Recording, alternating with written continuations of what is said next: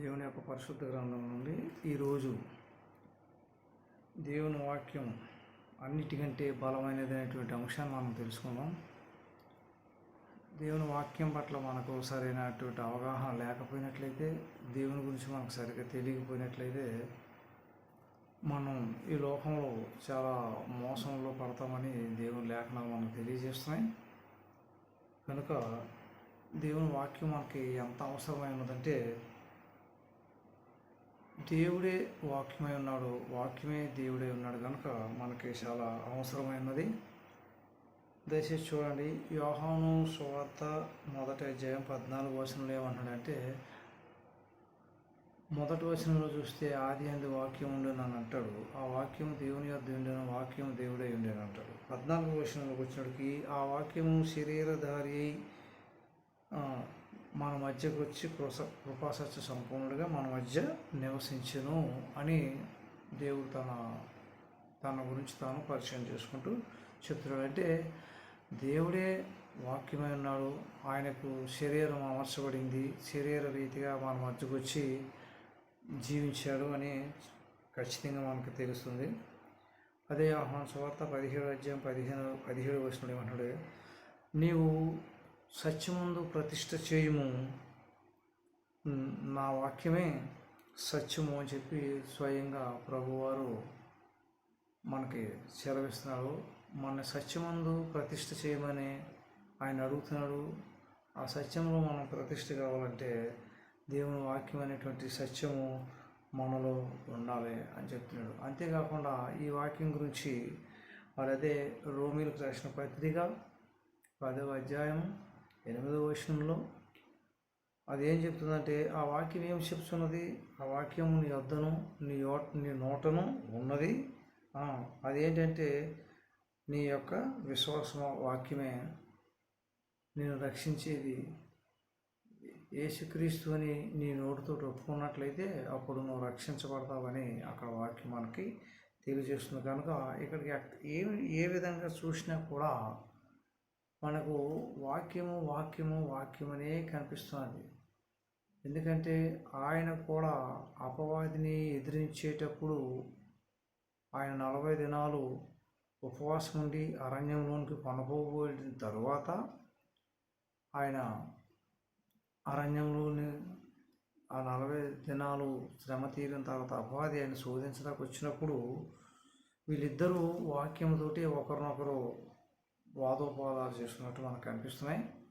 అపవాది ఒక వాక్యం తీసుకొచ్చి దేవుని దగ్గర ముందు పెడితే ఆ అపవాదిని మరి బీటౌట్ చేయటానికి, కొట్టి పడేయటానికి ఇంకొకటి దేవుని వాక్యం తీసుకొని అట్లా 3 సార్లు దేవుని వాక్యంతో అపవాదిని ఎదిరించాడు.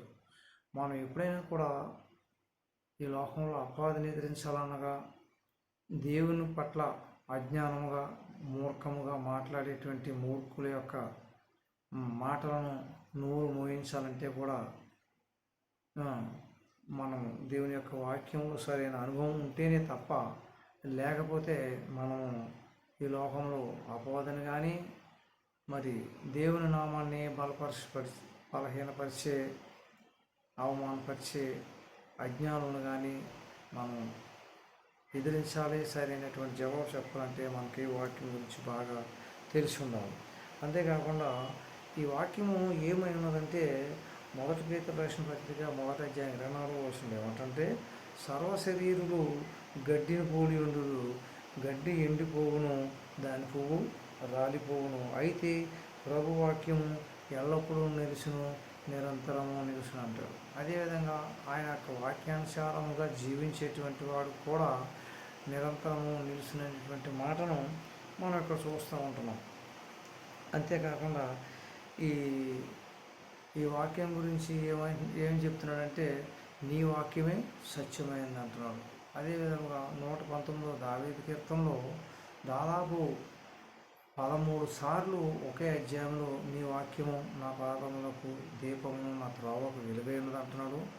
యవనస్తులు దేని చేత తమ నడతను శుద్ధిపరుచుకుందరు, నీ వాక్యమును గైకొనుట చేత కదా, దాన్ని తన హృదయంలో ఉంచుకున్నట్టు చేతనే కదా.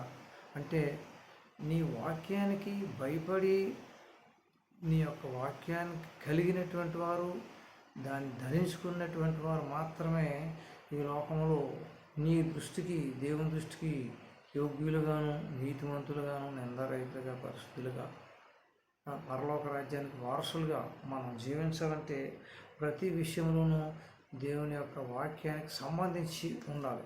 వాక్యానికి సంబంధం లేనిది, వాక్యములు లేనిది, వాక్యానుసారం కానిది ఏది కూడా దేవుని సంబంధమైనది కాదు. ఎందుకంటే అవి మానవుడు కల్పించినటువంటి కొన్ని ఉండొచ్చు, కట్టుకథలు ఉండొచ్చు, కల్పనా కథలు ఉండొచ్చు. కానీ దేవుని వాక్యం ఎప్పుడు కూడా ఆయన అందుకంటాడు, లేఖనములు నా గురించి తెలియపరుస్తున్నాయి అన్నాడు. లేఖనములలో పునరుద్ధానం, పునర్జీవం ఉన్నదని, అవన్నీ కూడా రాయబడి ఉన్నదని మీకు తెలియదని కూడా ఒక చోట అంటుంటాడు. అదేవిధంగా 1 యోహాను రాసిన పత్రిక 1వ అధ్యాయం 1వ వచనంలో ఒక చక్కగా ఏమంటే, జీవవాక్యమును గూర్చి ఆది నుండి మేము ఏది వింటిమో, ఏది కన్నులారా చూసితమో, ఏది మేము చేతులారా ముట్టుకొని చూసితమో లేదా పట్టుకొని చూసితమో దాని గురించి నేను మీకు తెలియజేస్తున్నాను. అది ఏదంటే ఆది నుండి, జీవవాక్యం గురించి మనకి ఎక్కడి నుంచి? ఆది నుంచి. ఇదే యోహాను భక్తుడు సువార్త 1వ అధ్యాయం 1వ వచనంలో అదే అన్నాడు, ఆది అందు వాక్యములను, వాక్యము దేవుని యొద్ద ఉండేనండి. ఇక్కడికి వచ్చినప్పుడు కూడా ఆ వాక్యము మేము జీవవాక్యమును గూర్చి ఆది నుండి అంటే మొదటి నుంచి దేనిని కన్నులారా చూసితమో, దేన్నైతే మేము అనుభవించినాం, అనుసరించినాం, పొందినాం, కలిగి ఉన్నాం అనేటువంటి అంశాన్ని ఇక్కడ మనకి ఆయన చూపిస్తూ ఉన్నాడు. అది మనకి చాలా ప్రాముఖ్యమైనటువంటిది కనుక అది ఆ వాక్యంలో ఉన్నటువంటి పవర్ ఏంటంటే, మనలో ఉన్నటువంటి బలహీనతలను, మనలో ఉన్నటువంటి దేవునికి వ్యతిరేకమైన, విరోధమైన ఏదున్నా కూడా తొలగించేటువంటి ఒక గొప్ప రెండంచులు గల ఖడ్గము కంటే కూడా బలమైందని ఇక్కడ మనం చూస్తుంటున్నాం. హెబ్రీ రాసిన పత్రిక 4వ అధ్యాయం 12వ వచనంలో ఏమంటారంటే, 2 అంచులు గల ఖడ్గము కంటేను బలము గలదై, వాడు గలదై, కీళ్లను, మూలుగులను, ప్రాణాత్మలోనికి దూసుకొని పోవును, అది ఛేదిస్తూ పోతుంది లోపలదాకా. ఆ వాక్యం ఎక్కడ దాకా పోతుందంటే, మన శరీరంలో నరాల్లో లోపలికి, మూలు కంటే ఎముక లోపల ఉంటుంది, అక్కడ దాకా కూడా ఆ వాక్యం చొచ్చుకొని పోతుంది.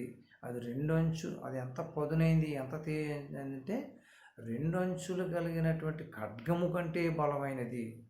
కనుక ఆ వాక్యాన్ని ముందు ఎవరో కూడా నిలబడలేరు. ఆ వాక్యానికి వ్యతిరేకమైనటువంటి వారు ఎవరో కూడా నిలబడలేరు.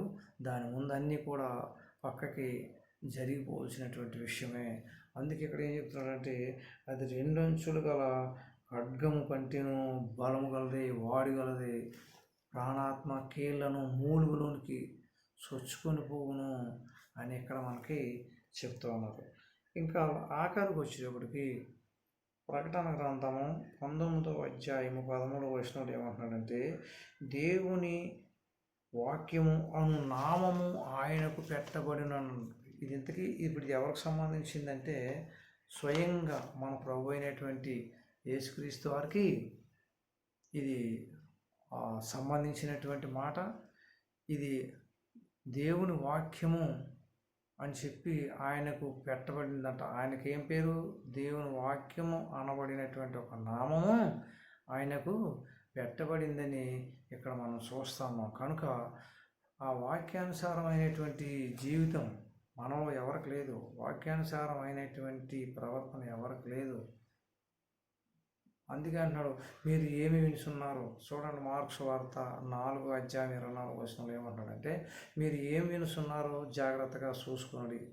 మనకి ఈ లోకంలో ఎంతమంది మంచి పేరు ప్రఖ్యాతులు కాసినటువంటి ఎంతోమంది గొప్ప దైవజనులు ఉండొచ్చు. కానీ వారు చెప్పేటువంటి మాటలు కానీ, సాక్ష్యాలు కానీ, ప్రసంగాలు కానీ ఏదైనప్పుడు కూడా అవి వాక్యానుసారంగా ఉన్నాయా లేవా అని మనం చూసుకోవాల్సిన అవసరం ఎంతైనా ఉంది.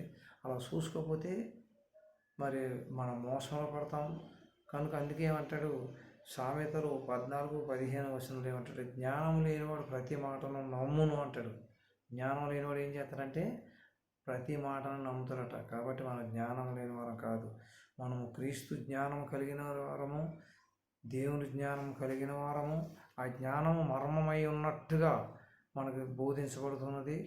కనుక అందుకే అంటాడు, మేము క్రీస్తు దేవుని శక్తి, దేవుని జ్ఞానంలో ఉన్నామంటున్నాడు. కాబట్టి మనకు దేవుని శక్తి, దేవుని జ్ఞానం ఉన్నప్పుడే మనకు దేవుని వాక్యం అంటే ఏంటో అర్థమవుతుంది.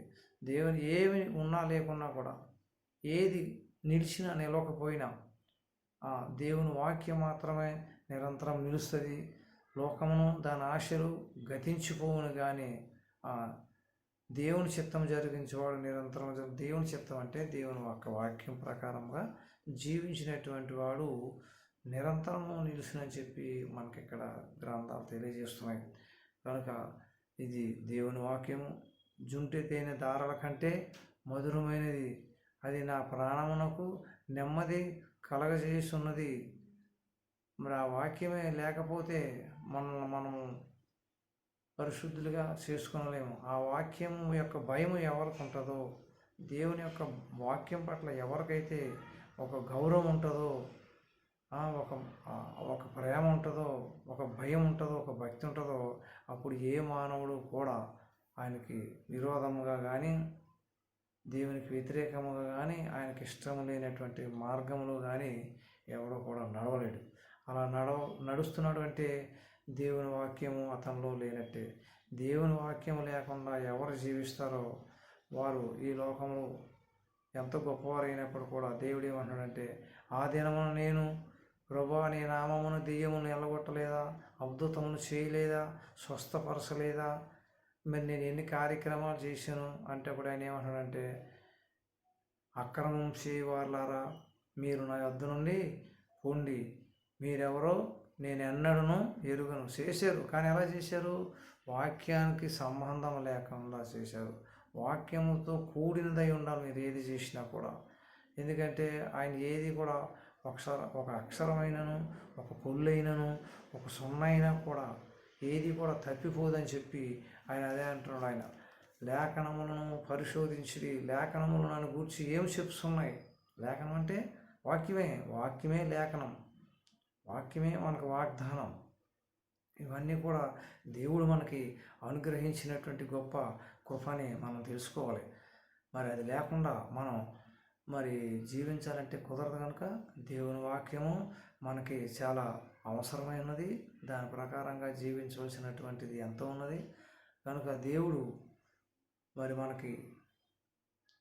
మన కోసం సిద్ధపరిచినటువంటి నిత్య జీవం, పరలోకం ఉన్నదని, అందులోకి మనం ప్రవేశించాలని, అది మన కొరకు సిద్ధపరిచి ఉన్నదని అనుకున్నట్లయితే వాక్యానుసారమైనటువంటి జీవితం ఉంటుంది. అందుకే అన్నాడు, మీరు ఈ లోక మర్యాదను అనుసరింపక. మనం ఎప్పుడైతే ఈ లోక మర్యాదను అనుసరిస్తామో దేవుని వాక్యాన్ని పక్కకు పెట్టేస్తాం. దేవుని వాక్యాన్ని పక్క పెట్టి ఈ లోక మర్యాదను అనుసరించినామా మనం దేవుని రాజ్యానికి వారసులము కాము. మరి మన కొరకు ఇంకొకటి అక్కడ నిత్య నరకాగ్ని అనేటువంటిది ఒక దేవుడు సిద్ధం పరిశీలించాడు. కనుక ఎవరికైతే ఆ వాక్యము లేకపోవునో వాడు అందులోకి వెళ్ళిపోతాడు. ఎవరికైతే దేవుని వాక్యం ఉంటుందో వాడు ఎప్పుడు కూడా నీతిమంతుడిగా, నిందరహితుడిగా జీవిస్తాడు. అలాంటి జీవితాన్ని దేవుడు కోరుతున్నాడు. కనుక మనము దేవునికి అనుకూలమును ఉత్తమమైనటువంటి సజీవ యాగముగా దేవునికి మనం సమర్పించుకోవాలంటే, ఆయన దృష్టిలో నీతిమంతును, నిందరహితులను మనం అనిపించుకోవాలంటే మనం చేయవలసింది ఏంటంటే వాక్యానుసారమైనటువంటి జీవితం. కనుక కట్టుకథలు, కల్పనా కథలు, మరియు లోకంలో కవ్వించేటువంటి మాయాబోధలు అన్నీ కూడా జాగ్రత్తగా మీరు గమనించుకోండి. మీకు నేను ఇంతకుముందు నా బ్యానర్ బోర్డు చూపించాను, దాన్ని ఒకసారి గమనించండి. దాని కింద ఉన్నటువంటి నా యొక్క ఫోన్ నెంబరు, మరి నా వెబ్సైట్ నెంబరు @SOKingdom9756 ఉంటుంది. యూట్యూబ్లో చూడండి. కనుక అందులో ఉన్నటువంటి వాక్యాలు మీరు గమనించండి. ఎందుకంటే క్రైస్తవ సహోదరులారా, మీకు నిత్య జీవం, పరలోకం నిజంగా కావాలనుకుంటే అబద్ధ బోధకులు, మోసగాలను గమనించండి. దేవుని పేరుతో మాయా మాటలు, కల్పనా కథలు, అబద్ధ ప్రవచనములు చెప్పుచు చాలామందిని మోసం చేస్తున్నారు. కనుక బైబిల్ లేఖనమును పరిశోధించాలి అని చెప్పి దాని మీద రాసింది. బైబిల్ లేఖనాలకి మన పరిశోధన కలిగి ఉండాలి. ఎందుకంటే లేఖనాల మీద మనకు పరిశోధన లేనప్పుడే మనం మోసానికి గురవుతాం. మనకు లేఖనాలు తెలియాలి. అపోస్తులైన పౌలు గారు, శీల గారు చెప్పినటువంటి మాటలు, బోధించిన బోధలు అలా ఉన్నాయో లేవో అని చెప్పి మరి అక్కడ బెరాయ పట్టణస్తులు అపోస్తుల కార్యాల్లో మనం చూస్తాం. రోజు లేఖనాలను పరిశోధన చేస్తూ వచ్చారు. ఎందుకు అవసరం చెప్పండి? చచ్చిపోయిన బ్రతికించాడు, రోగిష్ఠులను లేపాడు, శుద్ధులు చేశాడు, ఎంతోమందిని బాగు చేశాడు, స్వస్థపరిచాడు. అలాంటి వాళ్ళు చెప్పిన మాటలు కూడా అలా ఉన్నాయా లేవని వాళ్ళు లేఖనాలను పరిశోధన చేశారు. ఎప్పుడైనా కూడా ఎంత గొప్ప దైవజనుడు ఏం చెప్పినా అది లేఖనంలో ఉందా లేదా, ఉన్నది ఉన్నట్టు చెప్తున్నాడా, ఉన్నదాన్ని ఇంకొకలాగా మరొకలా చెప్తున్నాడని మనం గమనించుకోవాలి. మరి ముఖ్యంగా మనం ఏ సంఘానికి చెందినవారు అయినప్పటికీ, ఏ సహవాసానికి చెందినవారు అయినప్పటికీ, మనం సంఘానికి సహవాసానికి వెళ్ళినంత మాత్రాన మనకు సరిపోయింది, మనకు దేవుని రాజ్యానికి వెళ్ళిపోతాం అనుకుంటే మనం పొరపాటే. మనం మన యొక్క కష్టార్జితము మరి దేవుని సేవకు సంపూర్ణంగా ఉపయోగపడాలి. మనం ఇచ్చేటువంటి కానుకలు మరి ఎవరినో ఒకరిని పోషించటాకో, ఒకరిని బ్రతికించటాకో కాదు. మరి దేవుని పేరిట బోధకులు బిల్డింగులు కట్టుకుంటాకే కాదు. నిజానికి మన యొక్క కానుక ఎప్పుడైతే అనేక మందికి ఉపయోగపడటానికి ఎవరైతే బహిరంగ సభలు, సువార్త సభలు పెట్టి జరిపిస్తారో గొప్ప గొప్ప దైవజనుల చేత, అలాంటి సభలు జరిపించినప్పుడు ఆ సభలకు ఎవరైనా వచ్చి ఆ వాక్యం విని కొన్ని ఆత్మను రక్షించినట్టయితే చెప్పిన వారికి ఎంత ఫలితం ఉంటుందో ఆ సభలు నిర్వహించినటువంటి మీకు కూడా ఆ ఫలితం ఉంటుంది. అందుకే అంటాడు ఫిలిప్పీ రాసిన పత్రికలో, ఆ సహకారుల పేర్లు జీవగ్రంథం ముందు రాయబడి ఉన్నందుకు సంతోషించినట్టు. అలాంటి కార్యక్రమాలకు ఎవరైతే సహకారులు వస్తారో వాళ్ళ పేర్లు మాత్రమే జీవగ్రంథంలో రాయబడతాయి. జీవగ్రంథంలో రాయబడాలంటే జీవవాక్యాన్ని చేత పట్టుకుని ఆకాశమందు నక్షత్రముల వలె మీరు కనబడతారు అని మనకి దానియేలు గ్రంథంలో సెలవిస్తున్నాడు. కాబట్టి ఆ జీవగ్రంథము చేత పట్టుకోవాలి, జీవవాక్యాన్ని చేత పట్టుకోవాలంటే మనము ఇటువంటి దైవ కార్యక్రమాలు జరిగించే దాంట్లో పాల్పొందాలి. మరి అలాంటి వాటి గురించే మరి నేను ఎవరైనా సరే కింద రాశాను చూడండి, బహిరంగ సభలు, సువార్త సభలు నిర్వహించాలనేటువంటి ఆసక్తి కలిగిన వాడిని. అలాంటి సభలు నిర్వహించడానికి ఎవరైనా ముందుకు వచ్చినట్టయితే నాతో సహకరించండి. నా ఫోన్ నెంబర్ అక్కడ ఉంది దాని కింద 9440551184. మరొకసారి 9440551184. ఇది మనందరి బాధ్యత.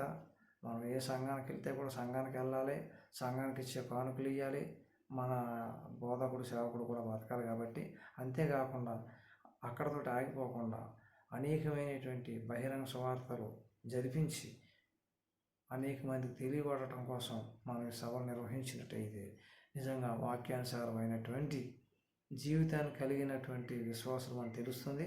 దయచేసి మనం తప్పకుండా కూడా ఈ యొక్క కార్యక్రమంలో పాల్గొనాలని విజ్ఞప్తి చేస్తున్నాను. దయచేసి చూడండి, ఈ యొక్క స్క్రీన్ మీద కనబడుతున్నటువంటి దాని మీద నా యొక్క వివరాలు ఉన్నాయి. దయచేసి మరొకసారి మీకు విజ్ఞప్తి చేస్తూ నేను ముగిస్తున్నాను. చిన్న ప్రార్థన చేసుకున్నాం. మహాపరిశుద్ధుడు మా పరమ తండ్రి, మా జీవం మొదటి దేవ, నీ యొక్క ఘనమైన స్తోత్రం నాకు కృతజ్ఞతలు చెల్లిస్తున్నాం. ఇదిగో తండ్రి, మీ యొక్క వాక్యాన్ని మేము చేత పట్టుకున్నాం.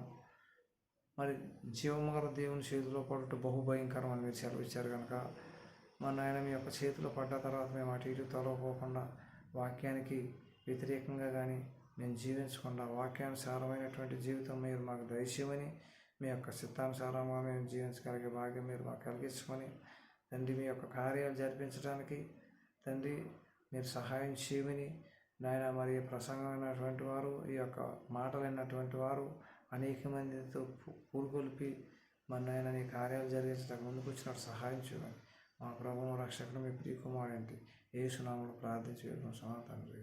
ఆమేన్.